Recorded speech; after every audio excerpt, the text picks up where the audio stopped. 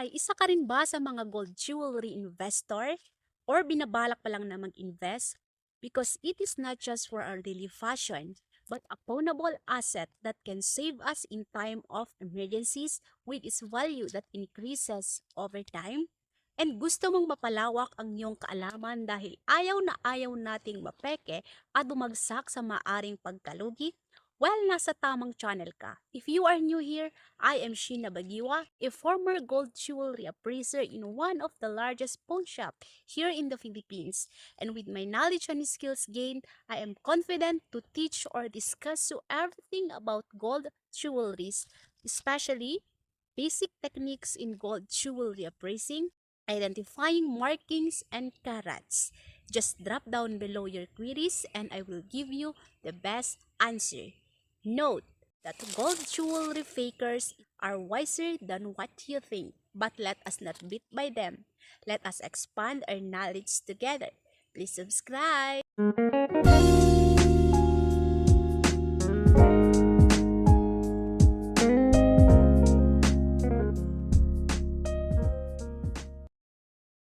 Hi, good morning everyone. Wow, taas ng energy. Paanong hindi mataas? Kanina pa ako nagse-set up dito ng camera, pero grabe yung mga aso ko. Kaya baka mamaya iikot-ikot sila dyan, wag nyo na lang pansinin.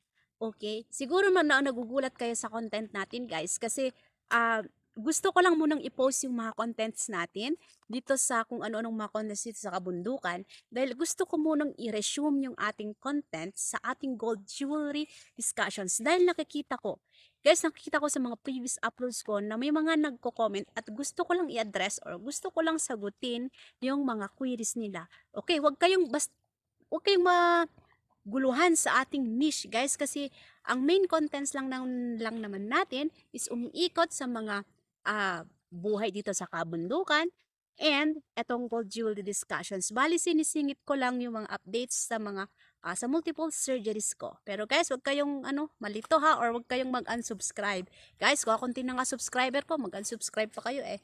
Instead, mag-subscribe kayo. Okay? Ang gusto kong sagutin guys, iba-iba kasi yung paraan ng comment nila guys. Pero, iisa lang po yung ibig sabihin. Ito yung word na degrade or downgrade. Ano po ba ito? Ito yung pagbaba ng quality or desirability or saleability ng isang item, isang product, or isang bagay. In gold jewelry appraising naman guys, ito yung pagbaba ng quality. Oh, yan nga yung aso ko yan. Ito yung pagbaba ng quality ng ating alahas or pagbaba ng karat. And guys, ang tanong ni sir, sabi niya, binili niya ng 19K yung alahas niya, pero bakit nung ipapa-appraise niya ay 10,000 plus lang ito? So, kasi nga, guys, maari kasi na nung binili niya yung alahas niya is 18K.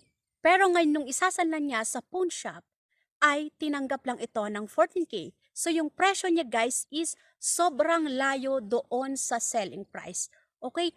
Although, i-clear ko ngayon pa lang ha, magkaiba talaga ang presyo ng selling price sa pawning price or sanglap price. So mas mataas talaga yung ating selling price guys. Pero sa case kasi ni sir, sobrang layo nung difference guys ng presyo. So yun nga, maaari nga kasing na-degrade yung alahas ni sir.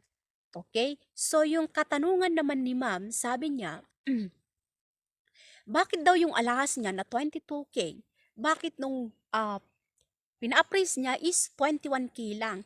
And then, agree naman itong si ma'am. Okay?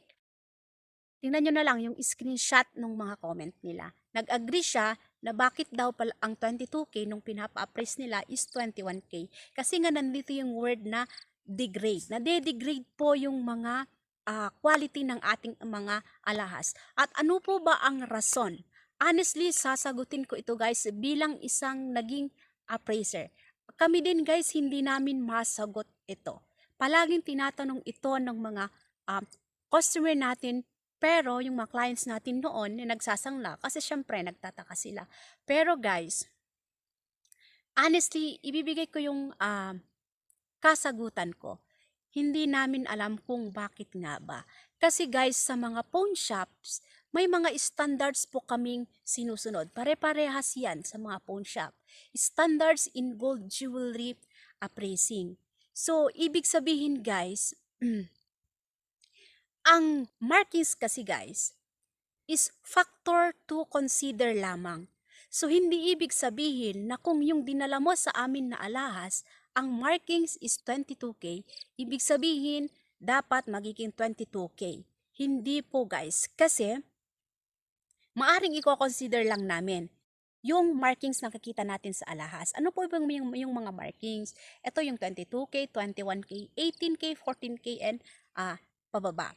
Pero, i-check nyo na lang yung mga tawag dito, uploads natin doon kasi meron din tayong mga 916, 875, 750, and 585 kung ano ang mga ibig sabihin nun sa markings. Pero i-check nyo yung mga previous uploads ko kasi ibang topic na yon.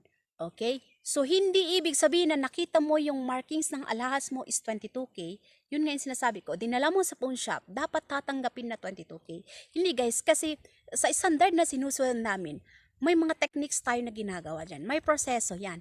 So, ibig sabihin, kung after ng appraising ng isang appraiser at yung 22K mo ay pumasok lang sa 21K sa appraising niya, doon niya tatanggapin. At nagtataka kami guys, kasi bakit nga ba yung mga alahas na syempre from other countries na usually naman from other countries binibili natin. Usually, ang pinanggagalingan kasi Italy, Japan, or Saudi. So, nagtataka kami, bakit yung mga alahas, may mga markings naman, 22K, 916, 875, 21K.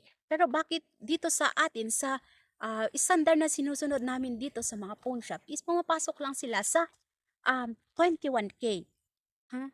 So, syempre sa amin guys, as appraisers, tatanggapin namin as 21K. Kasi ang mangyayari doon guys, kung susundin namin yung markings na for example is 22K, tinanggap talaga namin na 22K, guys, and sa standard pala namin is 21K, guys, kami po ang mananagot nun. 'Di ba? So kung sa appraising namin is 21K, kukunin talaga namin yan na 21K. And so, naguguluhan tayo, di ba? Sino ba ang dapat sisihin? Yung mga manufacturing company ba?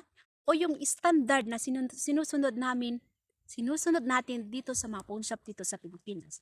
Di ba? So, tayo na lang siguro ang bahalang bangbalanse or tawag dito, mang-realize.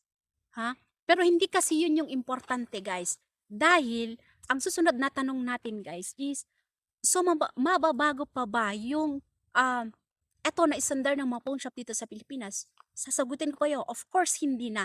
Baka nga i-stricto pa over time yung ating mga standards.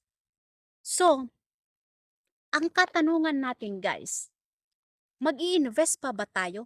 Gayong ganun naman ang nangyayari. Binibili natin sa ibang bansa na syempre ang mahal. Pagpunta dito sa Pinas at ipapa-appraise natin, bumababa lang yung quality. Guys, hindi ito tawag dito. Bihira lang tong nangyayari sa mga sa mga alahas natin. Meron talaga yung mga tawag dito. Yung for example, ang markings is 18K. Pag dinala mo sa pawn shop, 18K. Marami talaga ang ganun. Kaya lang nangyari nga itong case na nadidegrade. Okay? Pero bihira lang itong mangyari. Pero gusto lang nating sagutin itong mga queries nila. Okay? So, ang sagot ko guys, kung tawag dito, ang tanong ninyo is, para ano pat mag-invest ako ng alahas? Ganun lang din pala na nalulugi lang tayo. 'Di ba? Hindi po guys, never po tayong malulugi. Huwag nating isipin yon, ha?